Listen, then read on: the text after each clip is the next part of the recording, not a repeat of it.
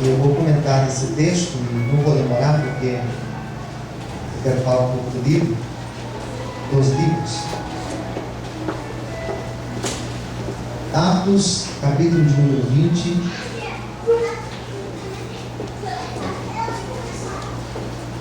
Graças a Deus. Versículo 24. Atos 20, versículo 24. Quem já encontrou, diga amém. Diz assim a palavra do Senhor: mas em nada tenho a minha vida por preciosa, contanto que cumpra com alegria a minha carreira e o ministério que recebi do Senhor Jesus, para dar testemunho do Evangelho da graça de Deus. Será que a gente consegue ler juntos? Vamos lá? Uma só voz. Atos 20, 24 diz assim: mas em nada tenho a minha vida por preciosa, contanto que cumpra com alegria a minha carreira e o ministério que recebi do Senhor Jesus, para dar testemunho do Evangelho da graça de Deus. Feche os teus olhos. Fala conosco, Senhor, através da Tua Palavra, através do Teu Espírito Santo. Nós estamos aqui hoje sedentos para ouvir Tua voz. Nos abençoe nesta noite tão linda, tão especial, Senhor. Em nome de Jesus. Amém. Você pode aplaudir bem forte o Senhor nesta noite? Glória a Deus. Amém. Hoje é o dia 31 de outubro. Dia 31 de outubro. Pergunte para o seu irmão: você sabe o que se comemora no dia 31 de outubro? Essa voz está fraca, com mais fé, diga: você sabe o que se comemora no dia 31? Sabe que para alguns, dia 31 de outubro é o dia de comemorar uma festa que nasce lá nos Estados Unidos, chamada Halloween, que é conhecida aqui como Dia das Bruxas. E tem uns que usam fantasia o ano inteiro, né? O ano inteiro. Parecendo um Frankenstein, uma bruxa, um negócio estranho. Só que nós não falamos do Dia das Bruxas hoje.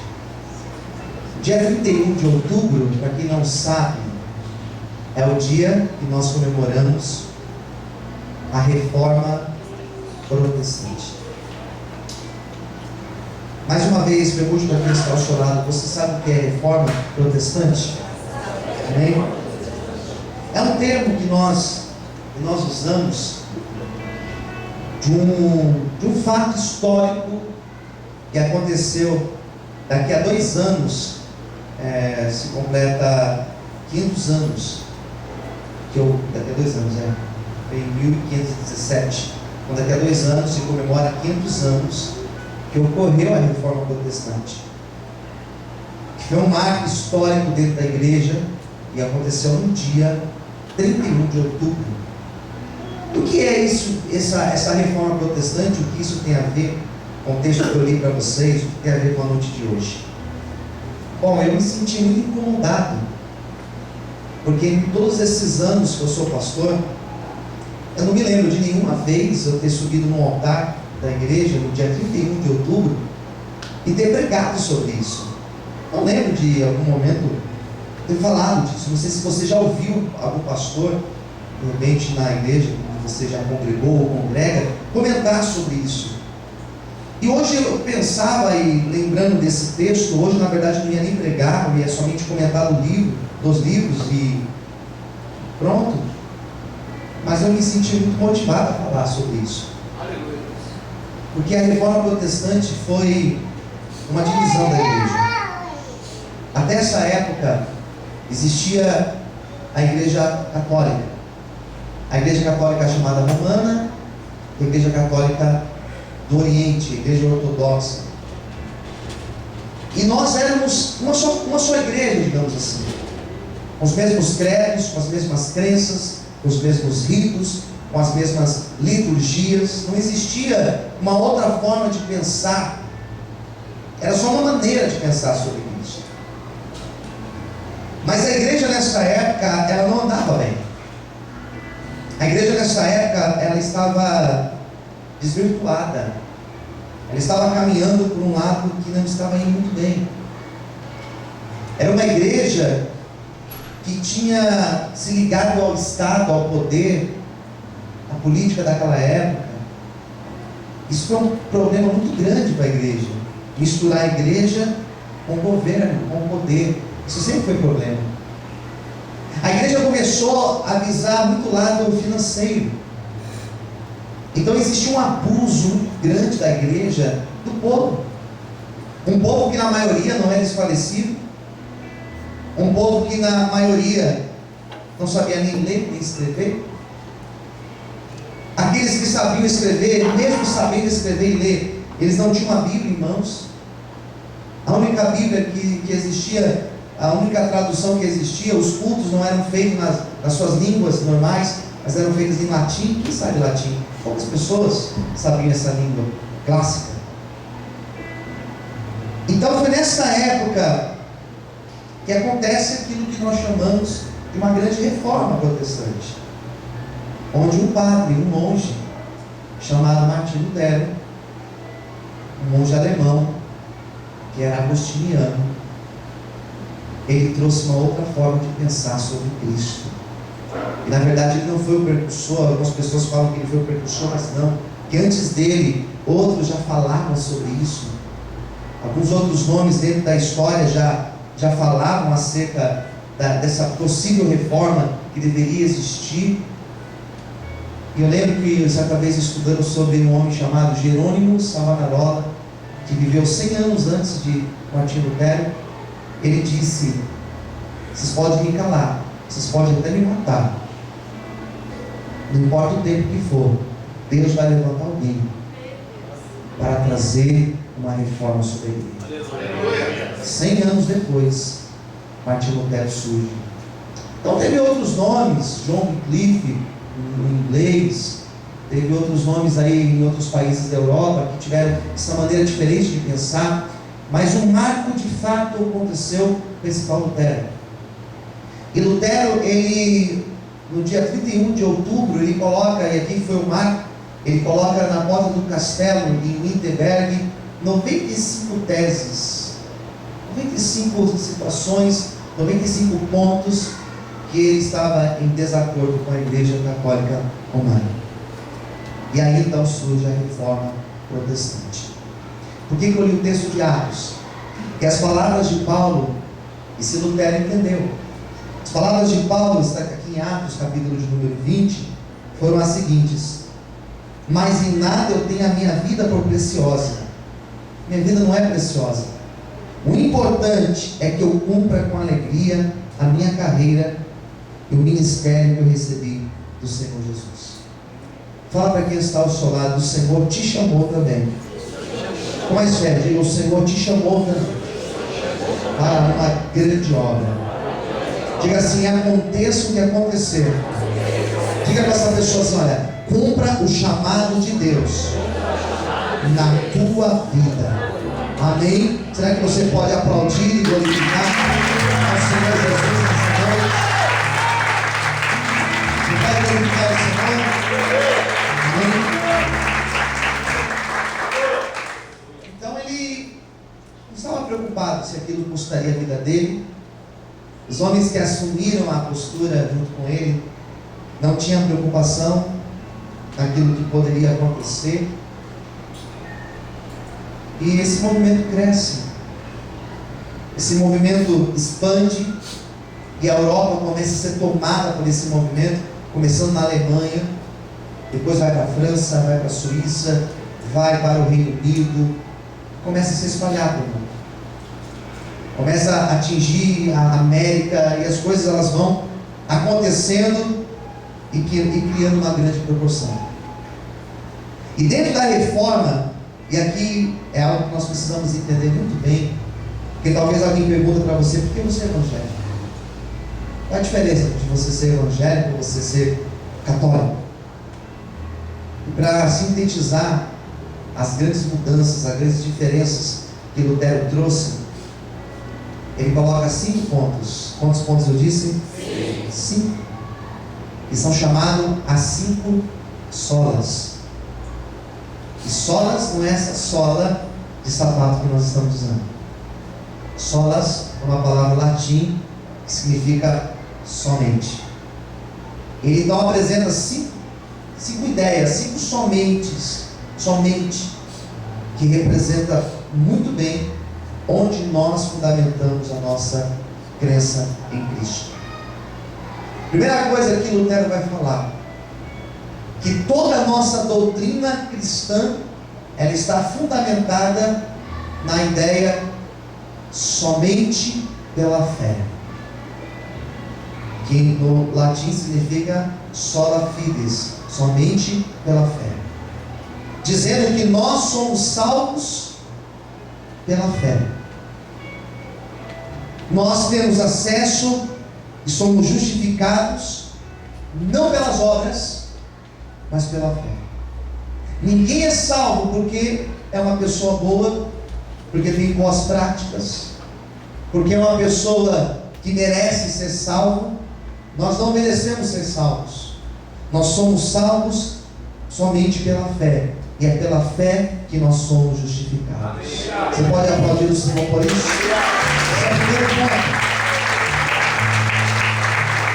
A segunda base da fé nossa, a segunda crença nossa, está na sola escritura, que significa somente a escritura.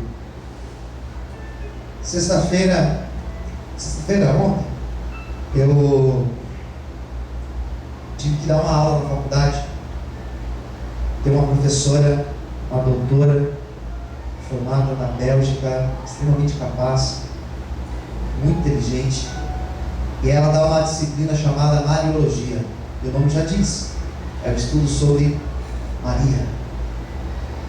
E ela, nesse mês agora, ela foi convidando pessoas de fora para dar uma aula, lecionar na faculdade, no dia dela. Ela trouxe um rabino dos judeus para dar uma aula sobre Maria. Quem é Maria para eles? E ela trouxe um sheik dos muçulmanos para falar quem é Maria para eles. E ela falou: gostaria que o pastor fizesse um dia também. Para misericórdia.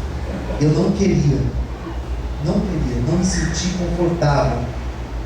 Mas ela insiste, eu falei assim: não, mas eu gostaria que você falasse sobre Maria. Quem que é Maria para vocês? Eu falei assim: pô, tem certeza? Eu tenho. Então tá bom. E foi ontem esse dia. Foi extremamente complicado. Até comentei com a minha esposa, foi difícil. E os alunos ficaram ali bem atentos, ouvindo. Mas a professora, eu percebi que ela, em muitos momentos, ela ficou muito incomodada com aquilo que eu falava. E uma das coisas que eu fundamentei aquilo, o meu pensamento, o meu raciocínio, foi justamente em cima disso. Nós acreditamos nas Escrituras. E somente nas Escrituras. Quem entendeu, diga amém. E eu comecei a argumentar, comecei a fazer uma exposição, explicar a nossa forma de pensar, o nosso raciocínio. E por que nós não acreditamos da maneira que vocês acreditam? Eu comecei a explicar. Porque nos evangelhos, em nenhum momento, nenhum dos evangelhos vai citar Maria e colocar ela no lugar que a igreja coloca. Você lê Atos dos Apóstolos, lá em Atos, nenhum momento fala de Maria. Você lê todas as cartas de Paulo, você lê Coríntios, primeira e segunda carta, você lê Timóteo, você lê Tessalonicenses, Romanos, você lê todas as cartas de Paulo, e nenhuma carta ele fala de Maria. Você lê, por exemplo, os textos de Pedro, você lê Tiago, você lê Hebreus, você lê Judas, você lê Apocalipse, as epístolas de João, e nenhuma delas fala de Maria. Nós somos fundamentados na Escritura. Quem entendeu? Diga amém. Não, mas só acredita nas Escrituras? Sim. A nossa fé, a nossa crença em Cristo está alicerçada na palavra de Deus, porque nós acreditamos que o único texto que é divinamente inspirado pelo nosso Senhor é a Bíblia Sagrada. Amém, queridos? Todos podem aplaudir e glorificar o Senhor por isso. A nossa regra de fé, aleluia. Amém? E Lutero defendia que todo cristão deveria ter uma Bíblia no seu idioma. E a primeira tradução da Bíblia, feita para um idioma, digamos, vernáculo, foi para o alemão. E foi Lutero que promoveu isso. Amém, queridos? Em terceiro lugar, nós somos fundamentados na crença que é chamada Solus Christus, somente Cristo. Aleluia. Diga para quem está ao seu lado: não existe mediador. Diga para ele assim: não existe intermediários entre o homem e Deus, entre Deus e o homem. Amém? Nós não acreditamos que entre Deus e o homem existam santos. Nós não acreditamos que entre Deus e os homens exista Maria. Nós não acreditamos em nenhuma ponte de acesso. Nós acreditamos naquilo que a Bíblia diz, que o Senhor Jesus Cristo, Ele é o nosso sumo sacerdote, e é a Ele que nós clamamos, é a Ele que nós buscamos. O único acesso que nós temos a Deus é o próprio Cristo, que disse: aquilo que vocês pedem em meu nome, o Pai faz. Amém? Ou seja, a salvação é vinda através de Cristo e somente por Cristo. Todos podem aplaudir e adorar ao Senhor essa noite. Aleluia! As fortes palmas. Não há salvação a não ser em Cristo. Não há perdão para os pecados a não ser em Cristo. Era isso que Lutero dizia. Naquela época existia uma cobrança das indulgências, e Lutero falou: não, nós não pagamos pelos nossos perdões, porque o perdão já foi pago lá na cruz do Calvário. Posso ouvir amém? Porque naquela época você deveria pagar. As pessoas pagavam, as pessoas compravam terrenos nos céus. Hoje nós não pagamos, porque hoje nós temos acesso direto a Deus. Em quarto lugar, é a sola gratia, que significa somente a graça. Somente a graça. Salvação, somente pela graça. Não é merecimento nosso. A bênção que eu oro, ela não vem porque eu mereço, mas ela vem somente pela graça de Deus. A doutrina católica acreditava nos méritos humanos. Nós não acreditamos. Ao contrário, nós somos miseráveis, pobres, nus. Nós não somos ninguém na presença do Senhor. Mas pela infinita graça dele, nós estamos aqui nessa noite. Eu estou aqui, e o Odair está ali como testemunho vivo, e você está aqui também para exaltar e glorificar a nome do Senhor. Você pode aplaudir a Deus de forma.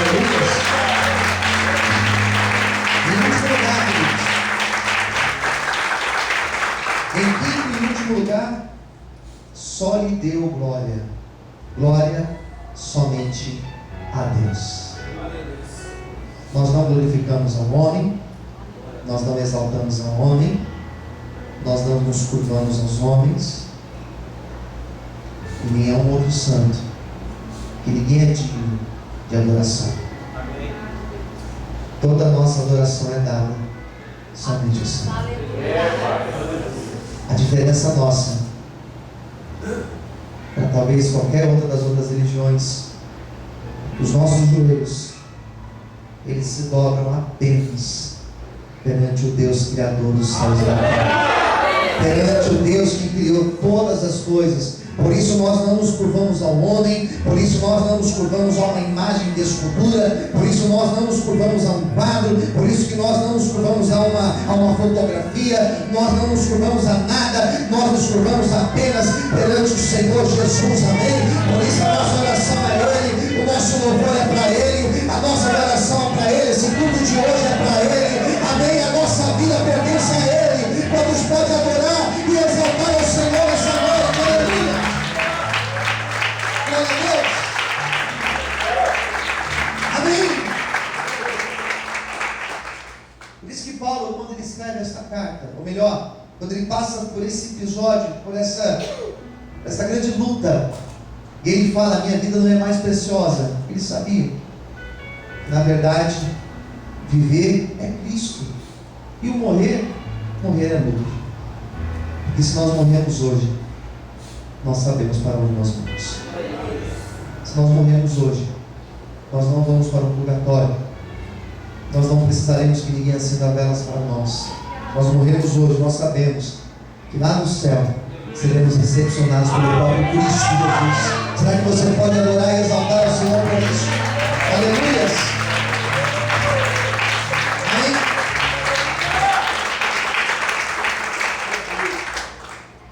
Então foi isso que Lutero lutou, ensinou.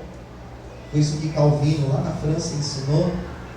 Tantos outros homens que deram suas vidas para que essa palavra, para que essa forma de pensar chegasse até hoje onde nós estamos. E a minha oração nessa noite, e o motivo de eu trazer essa palavra hoje, é com muita fé de que Deus vai trazer uma nova reforma sobre a igreja. A igreja, não só no Brasil, a igreja no mundo precisa de uma reforma. Amém. Onde as pessoas elas precisam voltar às origens. Aquele evangelho simples, aquele evangelho pregado não por interesse, mas com amor. E a minha oração é que eu possa ser um pastor desse, que eu possa gerar pessoas com essa forma de pensar, e que cada um aqui possa, em nome de Jesus, ser um cristão de verdade, onde estivermos. Por isso que hoje é dia 31 de outubro, não é o dia de nós nos fantasiarmos de bruxa, nem de monstros. É dia de nós orarmos para Deus fazer uma reforma na igreja, curar a igreja dele. Vamos orar, queridos? Convido você a ficar em pé nesse instante e junto comigo fazer uma oração profética.